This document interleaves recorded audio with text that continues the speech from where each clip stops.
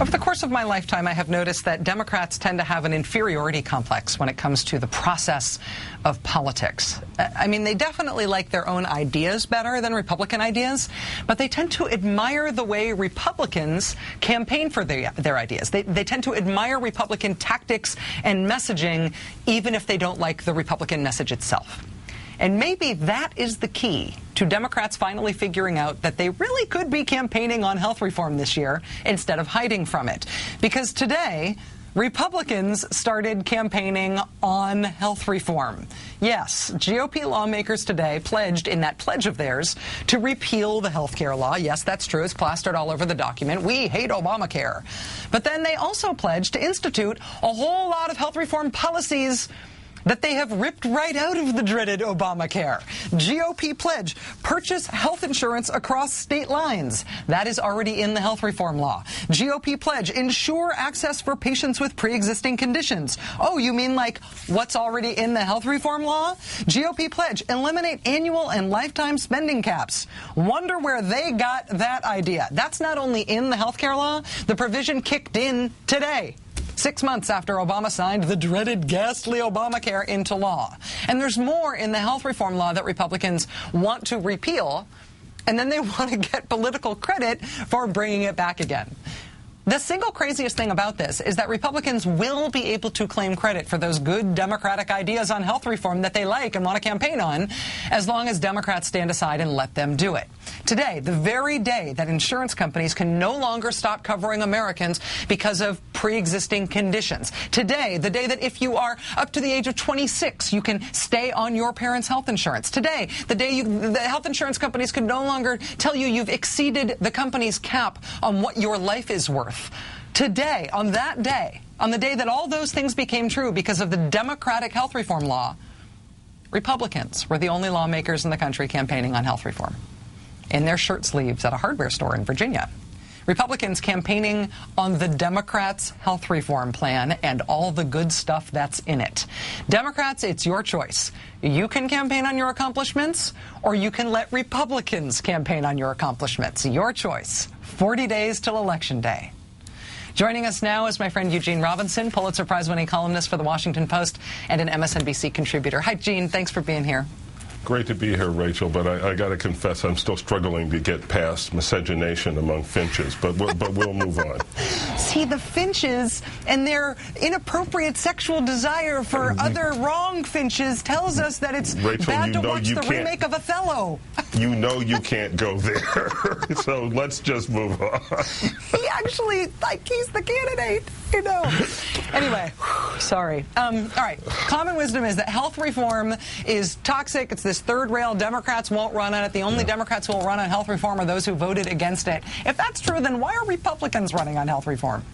Well, that would be a good question, and maybe the answer would be that there are many of the elements of the health reform package. In fact, most of the elements of the health reform package are popular among Americans and have always been popular among Americans. If you asked throughout the entire health care debate, if you asked people, do you want the pre-existing conditions language? Do you want children to be able to stay on their parents' policies? Do you want no lifetime caps? Do you want this? Do you want that? They all said yes, of course they want it. These would be great advances and would make the system so much fairer than it is.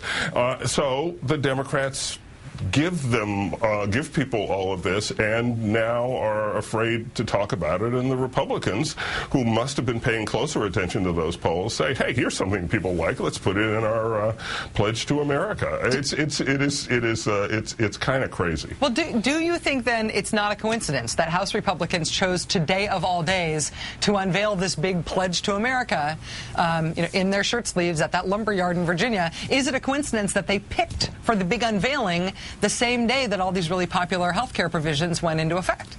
Well, I'm not sure whether it's a coincidence or not. I mean, I think their timing actually was really pretty bad, because at the moment they were unveiling their pledge to America, President Obama was speaking to the United Nations, and everyone was covering that live. So they didn't even get live coverage for their big announcement. So I'm not sure I'm as in awe of their scheduling prowess as I am of the kind of political jujitsu that they're doing with healthcare. It's amazing, and you're exactly right, because what they say, well, we want to get rid of this big government takeover, but we want to put all the good stuff back in.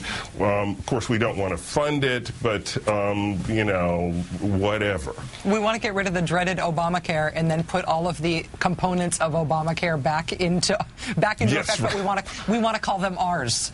Right, because you like them. You yes, like them. We know you like them. The Democrats don't know you like them, but we know you like them. It's amazing to me. The thing that is not amazing to me is that Republicans are doing this. The thing that is amazing to me is that Democrats are not, and even refusing to follow the president's lead in really rolling out some effective campaigning on health care this week. Gene, let me also ask you about Democrats' reported decision today to not force a vote on middle-class tax cuts, to not force a vote in which Republicans would presumably vote no on middle-class tax cuts because they wanted them for the richest people in the country. Why not force that vote before the election?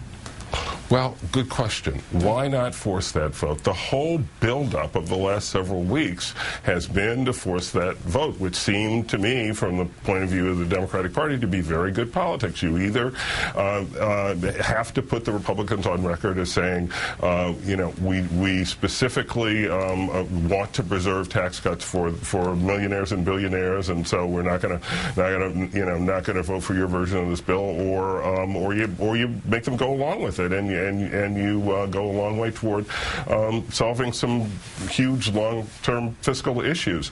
It seemed to be no list, but Democrats, of course, are always nervous now, individually, and nervous about keeping their majority together. And I suspect there was a lot of concern about how many Democrats might just kind of wuss out.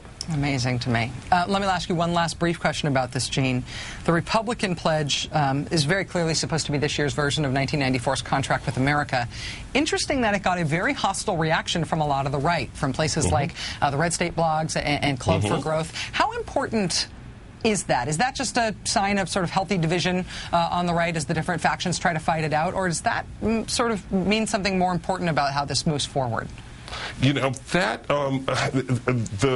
for the Red State people, I mean, it kind of confirms what they always thought about the Republican leadership in Washington, which is that they're much more interested in getting reelected than in serving what Red State and those groups would consider bedrock conservative principles. What I think it does, though, again, if the Democrats will take advantage of the opening, is instead of just being the party of no, the Republicans have come out with all the stuff that, if you try to parse it, makes no sense. It makes no fiscal sense. It doesn't make sense in terms of the deficit. You can't make this add up. And so now the thing to do would be to make them defend it and explain how you make the tax cuts all permanent and still fix the deficit. How do you do that? And if Democrats don't start, now they have a blueprint, from which to press Republicans on all these issues, and they have to be able to gain ground that way. So if they don't do that, then we give up. Yeah, sometimes we give up every day, and then we press on through the course of the day and hope we get our hope back. Gene Robinson, Pulitzer Prize-winning columnist for The Washington Post, and proud to say an MSNBC contributor. Thanks for joining us tonight, Gene. Great to be here, Rachel.